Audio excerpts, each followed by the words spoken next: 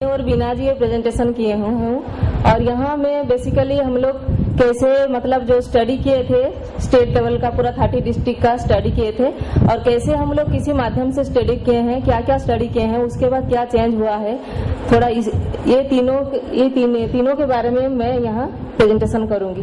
पहले तो हम लोग जो CSRF है, CSRF भाव, उसको हम लोग जो सारे अलायंस को लेके हम लोग एक फोरम किए हैं और उसके बाद हम लोग स्टडी किए। तो उसके बाद हम लोग स्टडी किए दिस फोरम इज अंडरस्टैंड 16 जो अलायंस मेंबर है जो भाव रिलेटेड वुमेन भाव रिलेटेड काम किए हैं उनको मिला के हम लोग एक फोरम बनाए।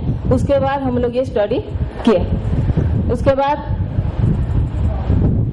और ये प्रोजेक्ट ऑक्सफाम इंडिया के सपोर्ट ऑक्सफाम इंडिया के तरफ से जो 2009 से शुरू हुआ, तो उसके बाद हम लोग ये स्टडी स्टार्ट किए। सितंबर में हम लोग ये स्टडी किए थे। और जो स्टाटस ऑफ PWW 2005 इन ओडिशा जो हम लोग स्टडी किए, उसके बाद हम लोग को ये मालूम हुआ कि date of notification to district administration 2007 से जो हम लोग का डिस्ट्रिक्ट का ये प्रॉब्लम था, हम लोग स्टडी करके मालूम हुआ जो डिस्ट्रिक्ट लेवल जो प्रोटेक्शन ऑफिसर थे उसी डेट से उन लोग जो प्रोग्राम ऑफिसर थे उन लोग प्रोटेक्शन ऑफिसर के हिसाब से उन लोग को दायित्व दिया गया है। उसके बाद फिर 2007 और जो notification receive by district end of March 2007 to March 2007 program, उसके बाद उन लोग दायित्व लिए। Program officer of DSW have been assignment the role of protection officer in all district by end of November 2007 तक सब जो डिस्ट्रिक्ट का जो प्रोग्राम ऑफिसर थे उन लोग प्रोटेक्शन ऑफिसर के हिसाब से उन लोग दायित्व लिए।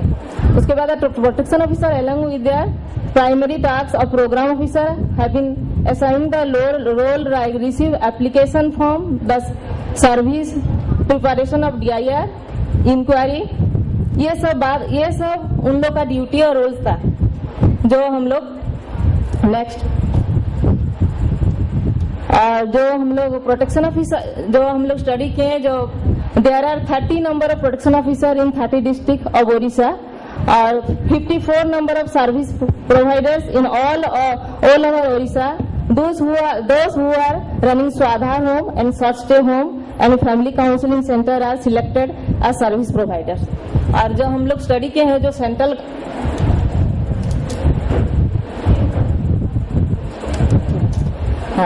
जो हम लोग ये जो स्टडी किए थे तो जो स्टडी हम लोग जो 16 जो हम लोग का जो मेंबर थे अलायंस मेंबर उनको लेके हम लोग स्टडी किए थे।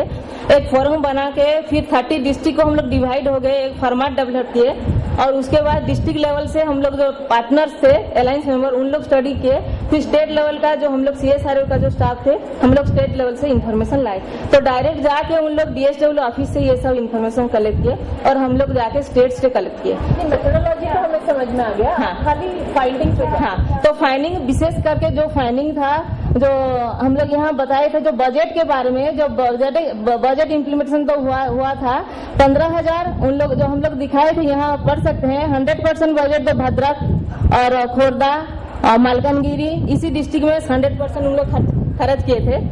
उसके बाद जो 100% किए हैं यहाँ पर लिखा हुआ है 6 डिस्ट्रिक्ट और 5,000 तक उसके ज्यादा और 5,000 से नीचे तक जो खर्च किए हैं और जो नील है जो 9 डिस्ट्रिक्ट।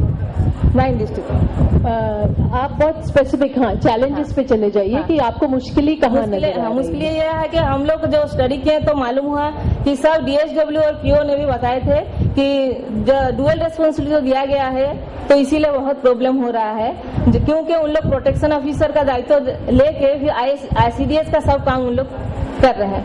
और तो दूसरी बात है जो बजट है वो ठीक टाइम से नहीं मिल रहा है और क्लियर कट इंस्ट्रक्शन भी नहीं है उसी बजट का, तो इसीलिए उन लोग खर्च नहीं कर सकते हैं। और भी यहाँ पर लिखा हुआ है क्योंकि DSW के पास फाइनेंशियल पावर भी रहता है इसीलिए उन लोग ठीक समय से ये मतलब फाइनेंशियल जो खर्च है उसको भी उन लोग खर्च नहीं कर सकते हैं और काम भी ठीक से नहीं हो पा रहा है। ये प्रॉब्लम ज्यादातर है। और इसीलिए उन लोग सजेशन भी दिए थे कि अगर ठीक टाइम में जो बजट है वो भी मिले और क्लियर कट इंस्ट्रक्शन भी रहे तब जाके हम लोग ये काम कर सके। और सेपरेट प्रोटेक्शन ऑफिसर के लिए भी उन लोग बताए थे, जो फुल टाइम प्रोटेक्शन ऑफिसर भी होना चाहिए। और जो डिस्ट्रिक्ट जब हम लोग स्टडी किए थे कलाहंडी डिस्ट्रिक्ट में एक प्रोटेक्शन ऑफिसर भी नहीं थे, तो ये भी सजेशन आया था कि तुरंत एक अपॉइंटमेंट हो, जो डिस्ट्रिक्ट में नहीं है एक सेपरेट प्रोटेक्शन ऑफिसर भी वहाँ दिया जाए। तो आपने ये कुछ स्टेट गवर्नमेंट को भेजा है कि ऐसी एक मांग है? हाँ, तो फिर हम बता रहे हैं नेक्स्ट टाइम।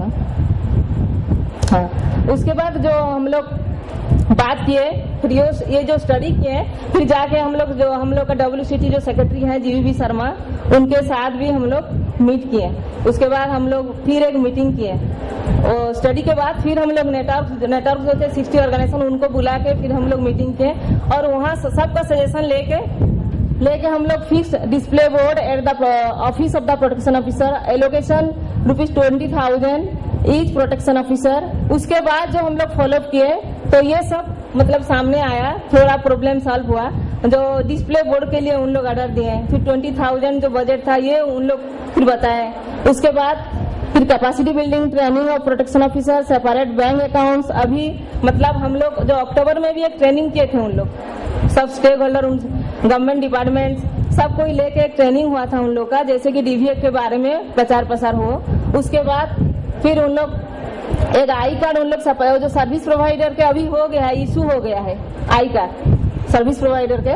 उसके बाद एक कांस्टेबल सपोर्ट के लिए भी उन लोग तुरंत बताए हैं, giving constable support of the protection officer for serving notice. जो उन लोग ये भी प्रॉब्लम था कि नोटिस सर्विस करने के लिए जो प्रॉब्लम हुआ था, तो कांस्टेबल के लिए भी उन लोग दे दिए हैं। उसके बाद डिसाइडेड दैट कंबाइंड वर्कशॉप, और ये तो हो गया है, the collectors have been asked to take step for aware generation एवं सिविल सोसाइटी मेंबर्स।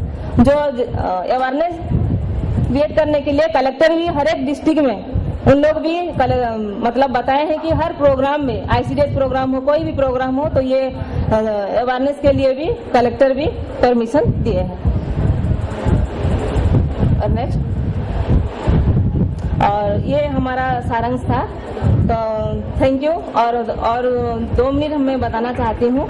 उसके बाद भी जो हम लोग काम कर रहे हैं, जो हम लोग का अलायंस मेंबर है, कम्युनिटी लेवल से हम लोग का डिस्ट्रिक्ट लेवल तक और जो स्टेट लेवल से हम लोग का लियाजनिंग है, हम लोग रिपोर्ट देते हैं रेगुलरली। एक मतलब अभी हाफियरली रिपोर्ट अभी जो डायरेक्ट हम लोग कंटैक्ट करते हैं GVB शर्मा के साथ। अभी एक भी है जो 1 करोड़ का बजट है, उन लोग इनिशिएट किए हैं, इनिशिएटिव प्रोसेस स्टार्ट हुआ है बजट के लिए। Thank you.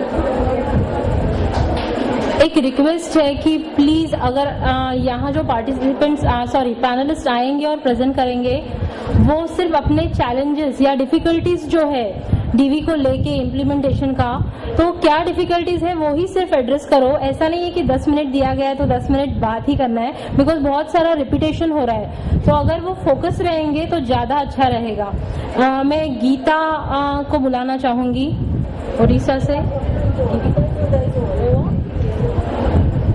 Bina, okay. मैं MP से विशाखा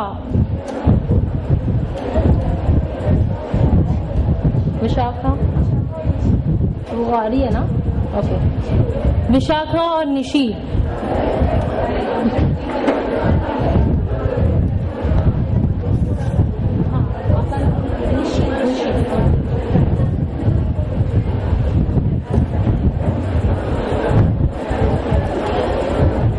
नमस्कार, मैं निशी मध्य प्रदेश छतरपुर जिले से हूँ।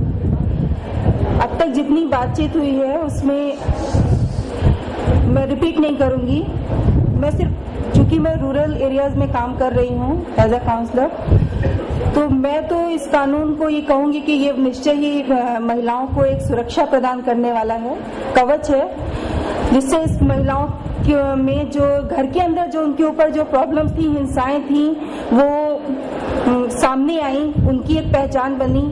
ये जो हमारा समाज है वो शारीरिक हिंसा को ही, महिलाओं के ऊपर जो शारीरिक हिंसा हो रही है उस पर ही महत्व नहीं देता है, फिर वो उनकी यौनिक हिंसा, मानसिक हिंसा और आर्थिक हिंसा को क्या महत्व देता। तो ये निश्चय ही ये मानव अधिकार वाला कानून है, पर आधारित ये कानून है। और मेरे पास कुछ ही पॉइंट्स हैं जो मेरी साथी विशाखा आपके सामने प्रेजेंट करेगी, और आई होप आप लोग सुनेंगे उसको। और यदि आप चाहेंगे तो मैं अपने यहाँ जो रूरल में जो मैं परेशानियां सह रही हूँ केस का, यदि आप चाहेंगे तो मैं 1-2 केस आपसे शेयर करूंगी, बहुत ही short time. Please Vishakha. Thank you Nishi. Madhya Pradesh, मेरा नाम विशाखा है और मैं मध्य प्रदेश के पन्ना जिले से हूँ। मध्य प्रदेश में घरेलू हिंसा अधिनियम के क्रियान्वयन में जो कमियां हैं और जो हम लोगों को मुश्किलें आ रही हैं, मध्य प्रदेश में घरेलू हिंसा पर अगर हम नजर डालें तो 5 में से 1 महिला घरेलू हिंसा की शिकार है। घरेलू हिंसा अधिनियम महिला अधिकारों को सुनिश्चित करने के लिए निश्चित एक छत का काम करता है, लेकिन ये मध्य प्रदेश में केवल एक प्रशासनिक औपचारिकता बनकर रह गया है। मध्य प्रदेश में यह कानून विस्तृत रूप से क्रियान्वयन तो नहीं हो रहा।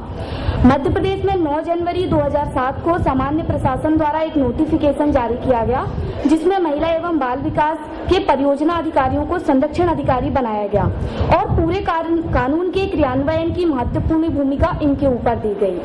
लेकिन ये अपने और दूसरे कामों में इतने व्यस्त होते हैं कि ये घरेलू हिंसा के केसों पर ध्यान नहीं देते, और जो परियोजना अधिकारी ध्यान देते भी हैं तो वो पीड़ित महिला को या तो गलत जानकारी देते हैं या कम जानकारी देकर गुमराह करते हैं।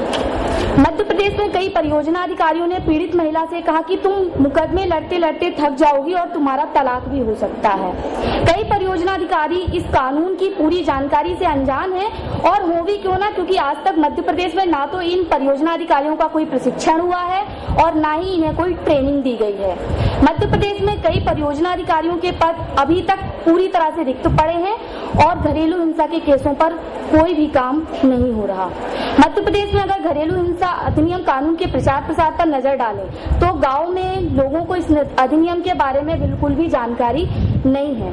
मध्य प्रदेश शासन द्वारा महिला एवं बाल विकास विभाग को इस कानून हेतु अलग से कोई राशि नहीं दी जाती, जिससे कि वो इस कानून और इस अधिनियम का प्रचार प्रसार कर सके।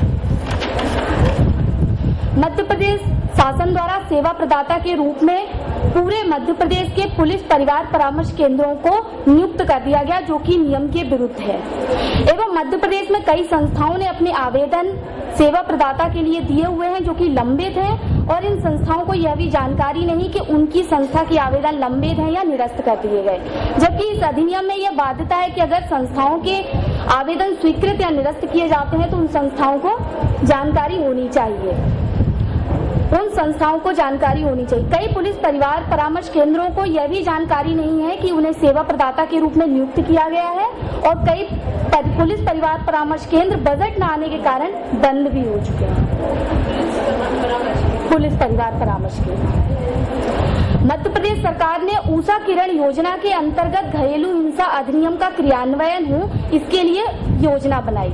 इसमें मध्य प्रदेश के सभी जिलों में संरक्षण गृह खोलने की बात की, लेकिन मध्य प्रदेश में पहले से चल रहे नारी निकेतनों को ही संरक्षण गृह बनाया गया, और ये 4 जिलों सतना, उज्जैन, जबलपुर और ग्वालियर में है, जबकि अन्य जिलों में अब तक संरक्षण गृह नहीं खोले गए। संरक्षण गृह हेतु भी कई संस्थाओं ने आवेदन दिए हुए हैं। जिलों में संरक्षण गृह न होने के कारण भी घरेलू हिंसा के कई केस सामने नहीं आते।